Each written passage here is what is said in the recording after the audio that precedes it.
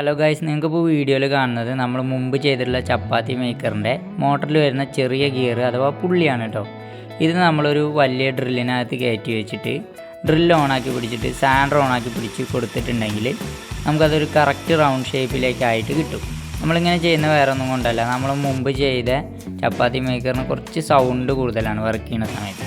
അപ്പോൾ ബെൽറ്റ് കൊടുത്തിട്ടുണ്ടെന്നുണ്ടെങ്കിൽ വളരെ കുറഞ്ഞ സൗണ്ടേ ഉണ്ടാവുള്ളൂ. അപ്പോൾ നമ്മൾ അതിന് വേണ്ടിയിട്ടാണ് ഈ ഒരു വീഡിയോ ഇങ്ങനെ ആക്കിയിട്ട് ചെയ്യുന്നത്.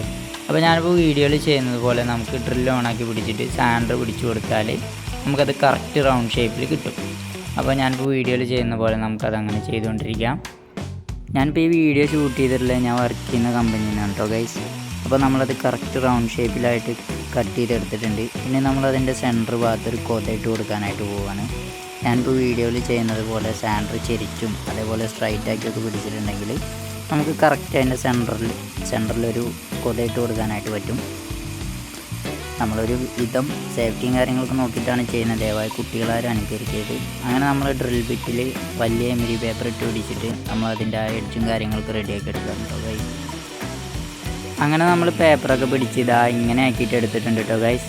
ഇനി നമുക്ക് അതിൻ്റെ സെൻറ്ററിൽ ബെൽറ്റ് സ്ലിപ്പായി പോകാതിരിക്കാൻ വേണ്ടിയിട്ട് നമുക്ക് ഗ്രൂ ഇട്ട് കൊടുക്കാം.